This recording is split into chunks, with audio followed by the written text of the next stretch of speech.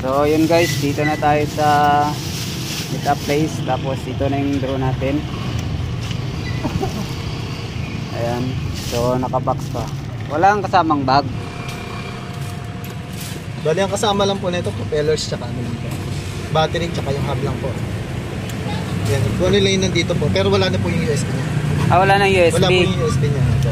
Yung nasa picture na post ko lang po sir. Yung meron. So, pero may mga ito, kasamang battery. cable po siya. Nandito naman po sa aircraft. Ayan. Ito pa yung propellers niya. Ayan, may mga screw, propellers po. Ayan. Tapos yung battery tatlo.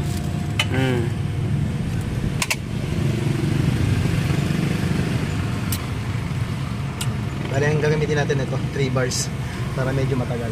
Okay. Tapos check po natin yung unit.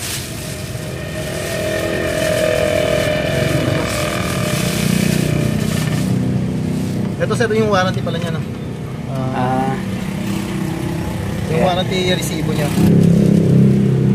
So ito yung drone guys. Ito po yung unit. Yan po sir. Ayan. Check nyo po maigi. Bagong bago po yan. Okay sir, marami. Ayan guys, oh. So makinis na makinis guys. Bagong bago po yan. Bali na-build na lang po siya nung March lang po eh. Eh syempre sa loob ng March na yun, hindi naman siya laging pinapaanan.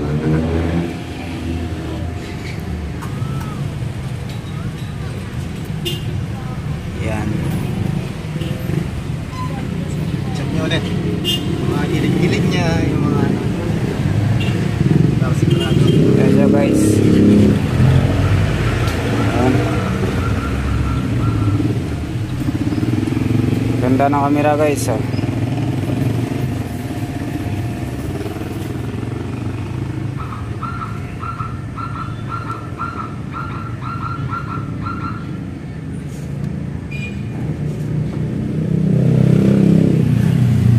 Tapos paano yung ano niya, yung charger niya? Ito yung charger po niya, ordinary OTG, ano lang naman siya. Yung Type-C. Dito po isasaksaking Type-C niya. Meron pong ano dyan, mismong ano ba tawag dito? May mga cable dito eh. Nasa tower siya. Tapos yung ano naman, remote naman po. Ayun. Ito na yung remote control niya guys. Mabigat. Mabigat. Mas mabigat doon sa drone. Mas mabigat. Kasi 249 grams lang po ito ang ano. Ayan. Specs niya. Yan po kasi ayan siya guys. Ayan. Maraming battery yata.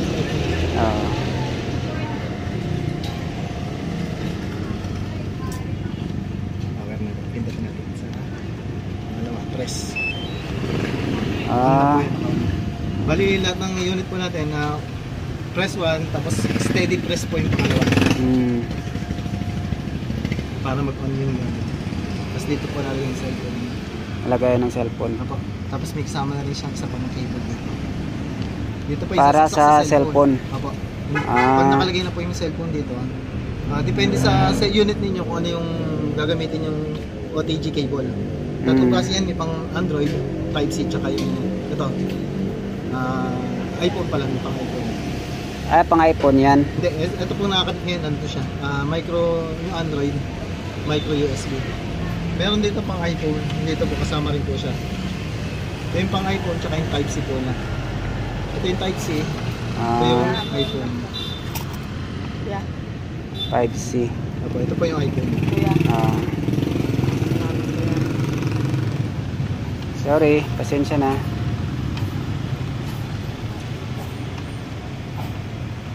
Yan sir, na-check nyo na po. Para may testing na natin. Hahanap lang tayo ng lugar. Sige. Ayan sir, check na makinis po. Maayos po yan, goods po yan. Goods na goods. Ito yung ano pala niya. Yung niya. Ano to? Yung pinaka-cambio niya. Yung nilagay dyan. Ayun pala yan. Ayan pa. Yung out niya. Tapos yung in, yun po yung i-charge niya yung mga batteries. Gamitin nyo lang po sir, kahit ng mga ordinary, pero mas maganda kung fast charging. Mga ordinary na charger, pero yun nga, mas maganda yung fast charging na Type-C. para mag-charge ng battery. Tapos i-indicate naman niya kung ano yung puno na, mag-i-steady na siya. Pag nakita yung steady na lahat yan, ibig sabihin full charge na lahat ng battery. Ngayon, mas may priority kasi ang pag-charge dito. Example, pinaka-low battery isa. Yan ang una niya ipo-full charge. Pag na-full charge na siya, hahanap ulit siya ng mas low bat. Yan ang full charge siya agad. Tapos pag napuno na po lahat yan, nakita yung steady na lahat. Huwag niyo na po patatagalin. Pag nakita yung steady na yung ilaw, gugutin niya na. Kasi doon po nag-uumpisa yung mga bloated battery. Bumukas na po yan. Okay na po yan. Nakabukas na yan. Kita niyo po ba? Ang dilim. Yan, nakabukas na po yung application ng pagbukas ko sa remote. Ngayon, sunod po natin buksan yung unit naman po. Isang pindot, tapos pangalawa, press po, steady. Pag gumalaw na yung ano niya, nag-on na siya. Tapos automatic, bubukas na rin po yung camera dito.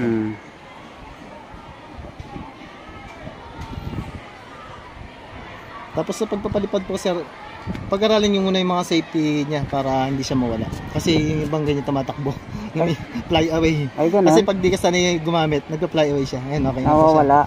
Opo. Ang unang-unang gagawin po natin, pag nakakonect na siya, hintayin nyo munang dumami yung yung GPS signal. Ayun, nakita nyo yung red, yung kulay pula na yun. Labas po natin, wala signal. Wait lang po, labas natin.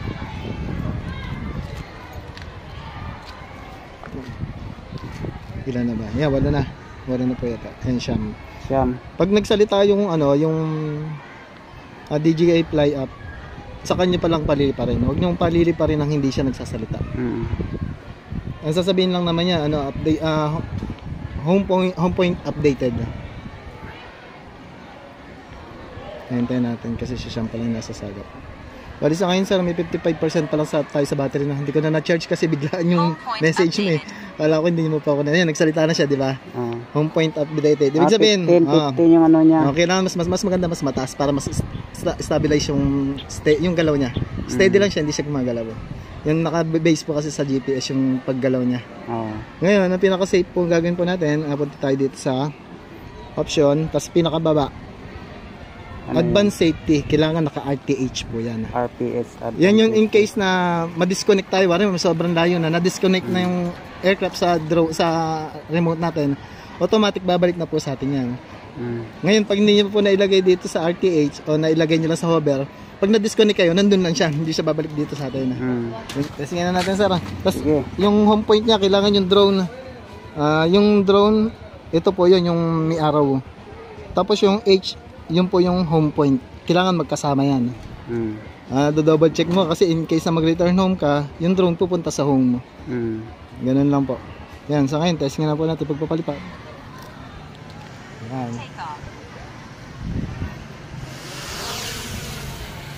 Ano po? Yung stabilize po yan. Pag Kahit na hindi mo na gamitin yun. Pataas, ipaganan. Tapos yung pataas po, ito po gamitin nyo. Tapos yung down, ganun din. Ito din. Tapos yung paglingon niya, paglingon sa left, right, yun din naman po. Ayun Okay.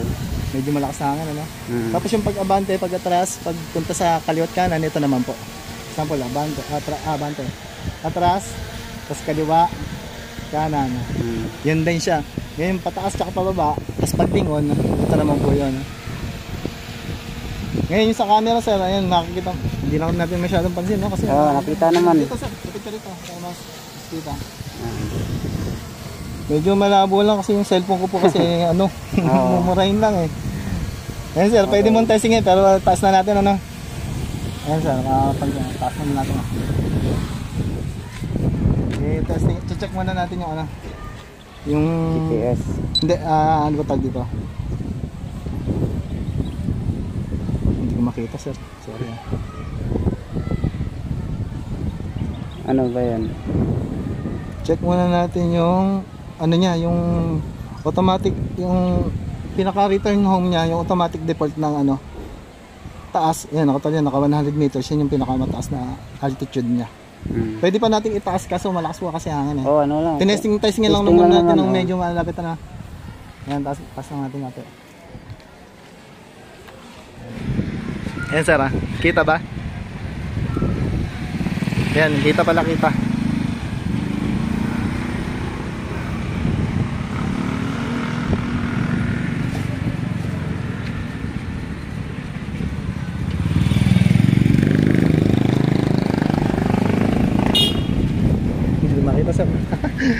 Wait lang ah. Masagsaan tayo.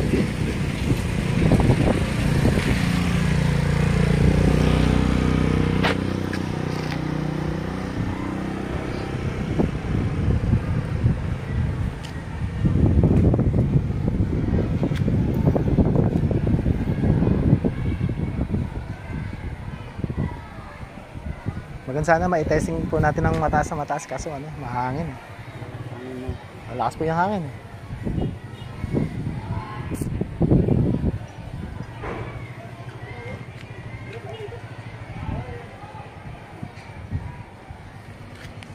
Mga ilang minutes yung kaya nito? Ano po nakalagay po sa ano application po niya 47 minutes po. Saan nakalagay po? Apo. Eh, hindi naman po kasi natin sure kung totoo, advertise lang. Lahat naman ng ano, di ba? Pwede niya ng pag-aralan. Mas maganda kung maluwag po. Para masarap pag-aralan. May sensor din to, wala? Meron po yan. Ay, yung pang sensor po ba sa obstacle avoidance po ba? Wala po siya. Walang obstacle avoidance. Ang sensor lang po niya, yung height po. Ay po, hindi po siya sa side sa lupa.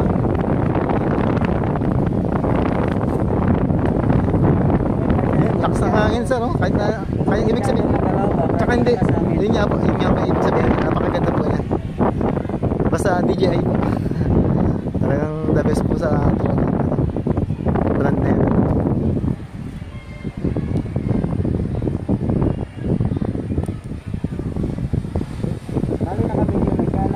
Ay, hindi pa. Hindi pa ba? Sige. Kasi sakit po kasi sa save. Dito ba yung... Dito po. Bali, ano po ba? Ano po kasi po ito? Naka-video po ba siya? Wala eh. Dito po. Pinindot po na rin. Yan. Camera po yan. Ngayon, mag-shot kayo sa pindot na. Ayun lang sa akin po mapupunta yan. Pag video, isang pindot po naman. Yan. Video mo muna yan. Pagkulit-kulit yung data. Isang pindot magre-record po siya. Yan, nag-record po. Ang problema po kasi sa akin makukuha. Pwede mo i-share sa akin. Sige po, kung kaya po ng memory kasi ano lang po eh. Memory, cellphone lang. Wala namang problema. Send ko sa'yo. Medyo taas po sir, para maganda view. Yan. Yan. Tapos yung camera niya, pwede nyo ibaba po. Dito na sa likod. I-steady nyo to. Ito. Ano, pababa, tapos pataas. Okay. Ayan, sa likod. Wala, hindi lang makita tayo. Ayan.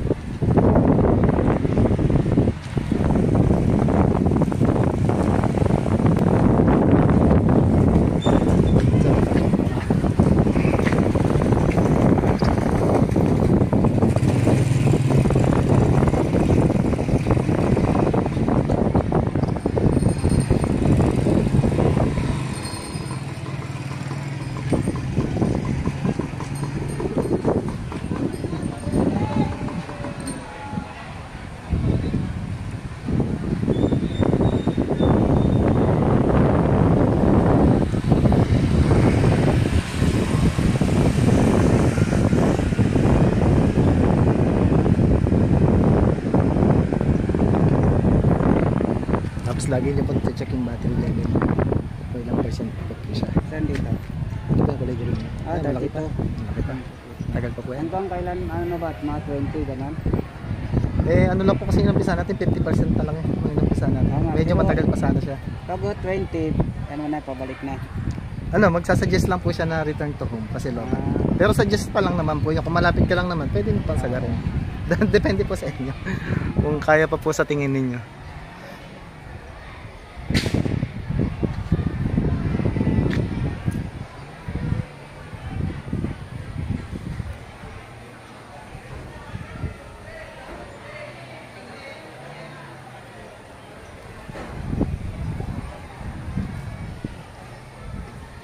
Ayan, pa-picture tayo sa harap na sinto, tapos picture tayo. Picture ba?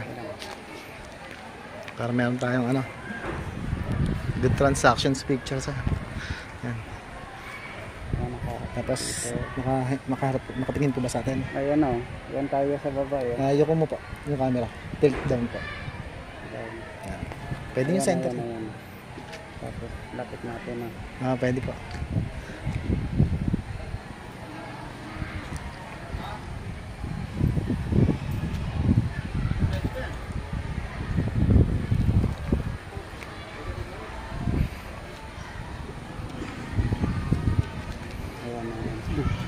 Okay na pa. Ayan o.